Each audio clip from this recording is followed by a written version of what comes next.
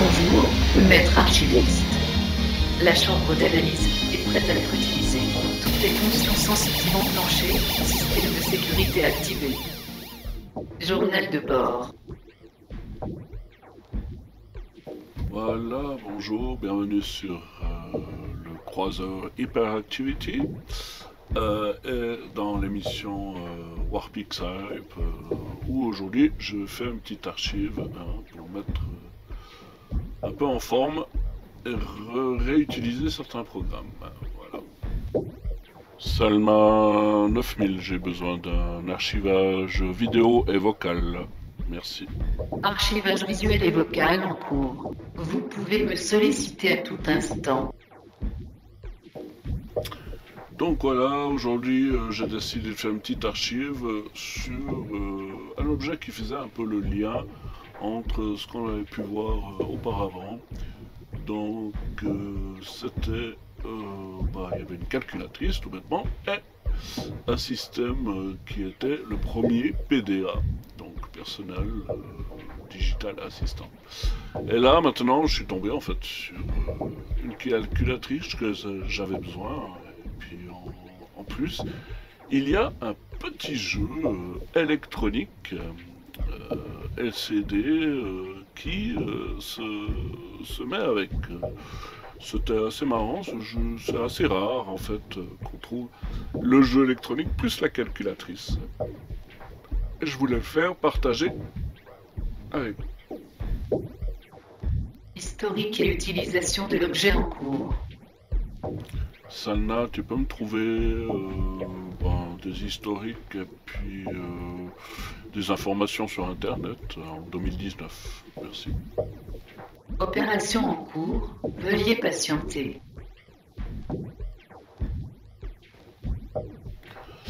Ok, donc d'après un peu les infos, c'est un jeu de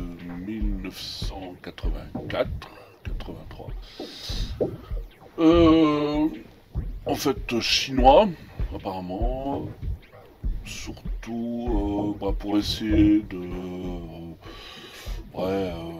essayer de contrer, on va pas dire contrer, parce que les Game Watch, les vrais Game Watch, étaient un peu partout, on va dire, mais pour essayer de faire des jeux, en fait, à des prix, je pense, moindres.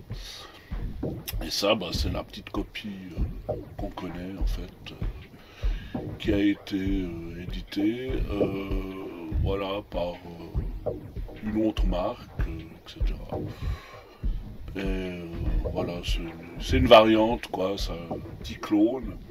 Il y en a beaucoup, des comme ça, mais celui-là je le trouve sympa parce qu'il y a la petite calculatrice. Et puis il me fallait cette calculatrice comme ça, avec le petit jeu. Patienter devant des chargements des fois, devant le PC, c'est sympa. Et voilà, c'est un peu les infos que j'ai.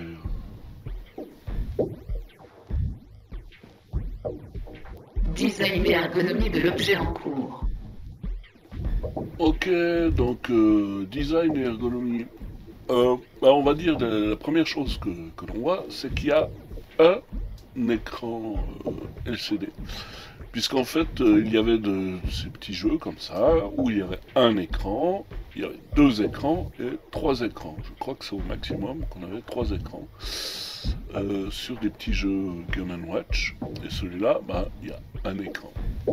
En plus, comme on peut le voir, Il n'y a pas beaucoup de boutons, mis à part le bouton de la calculatrice. En fait, les boutons de fonction, on va dire réelle, de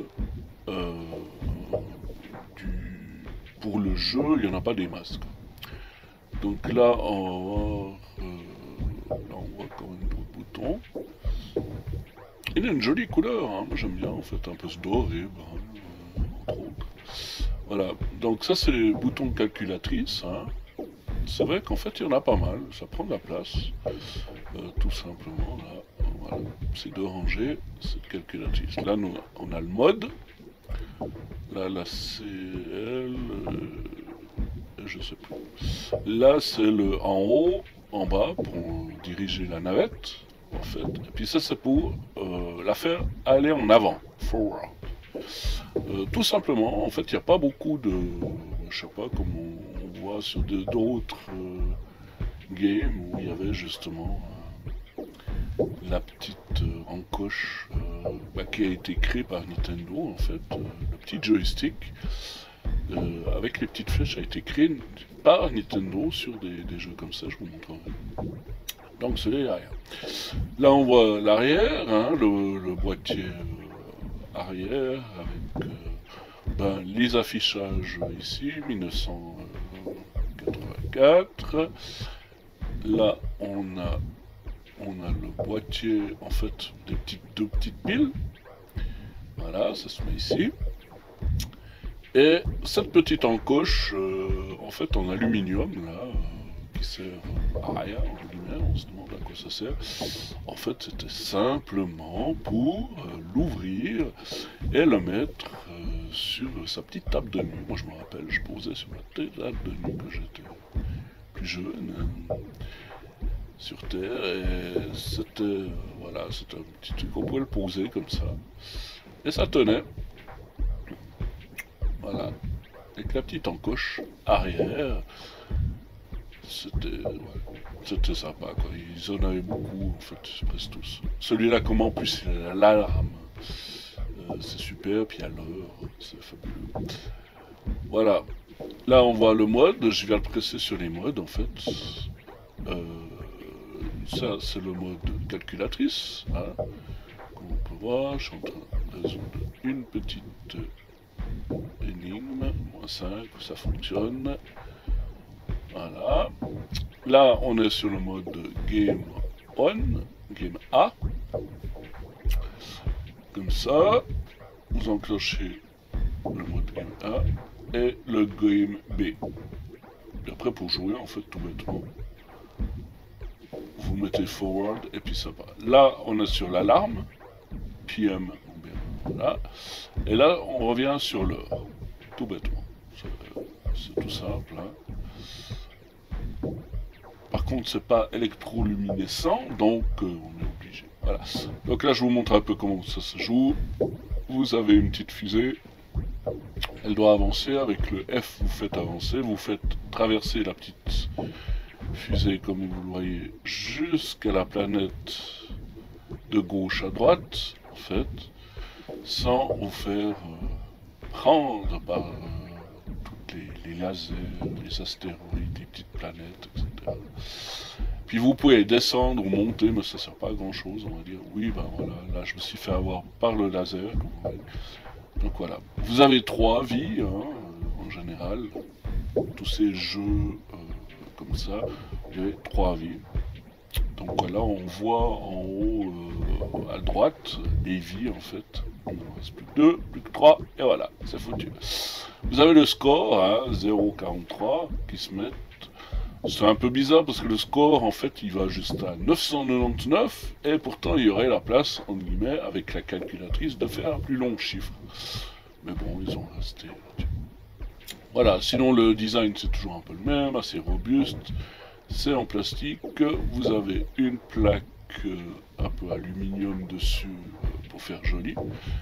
Comme je vous disais, j'aime bien la couleur. Voilà, ça c'est en fait la référence du jeu. Et là c'est le shooter voyage, c'est le jeu en lui-même, quoi. J'aime bien la couleur, j'aime bien... je le trouvais joli, quoi, en fait. Il a une jolie couleur. brun et puis ce doré. Je trouve très sympa. Voilà, sinon, bah oui, ça c'est pour enlever la musique. Vous avez le petit bouton pour enlever la musique, puisque vous avez la musique quand vous jouez à ce jeu, vous avez une petite musique qui s'enclenche. Et voilà. Non, sinon, c'est bien fait, c'est mignon. Il n'y a rien à redire. Moi j'aime bien, il a une bonne gueule. Il y en a des autres qui sont plus jolis, plus colorés, avec plusieurs écrans, etc. Ça, c'est un simple écran pas assez bonne qualité, hein, et il y a des écrans de bien meilleure qualité, mais qui coûtaient bien plus cher à l'époque. Alors, Mesure des cotations en cours.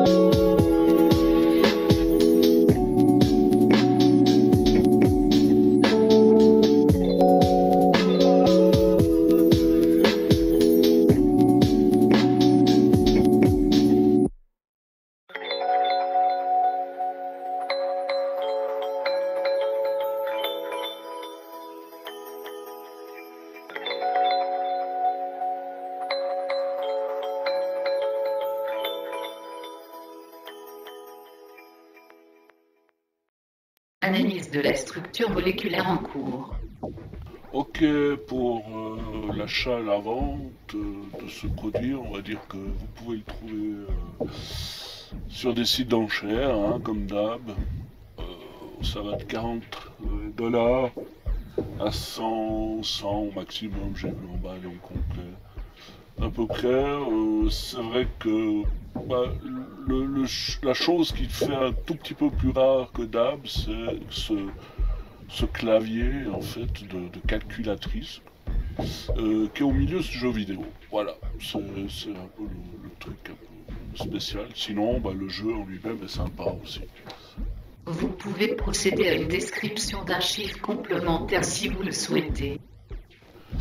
Alors, rien de spécial par rapport à ça, cet objet, quoi. C'est vrai que il y en a beaucoup. Ça existe sur Terre. Il y en a eu beaucoup, en fait. C'est vrai que c'était un moyen. C'était les premiers jeux, en fait, vidéo. Il faut bien vous dire qu'on avait. Qui arrivaient en marge des cassettes Philips Pack ou autres. C'était un peu la guerre, mais ça c'était pas cher, on va dire, point de vue prix-qualité, c'était vraiment pas cher. Donc voilà, je voulais vous présenter quand même un de ces petits objets. Je vais vous laisser. À une prochaine fois pour une prochaine archive sur ma chaîne YouTube. Ok Salma, c'est bon, tu peux archiver. Analyse terminée, archivage dans base de données effectué. Archivage visuel et vocal, veuillez patienter. Procédure de diminution du temps. Veuillez patienter. Dilatation du temps en exécution.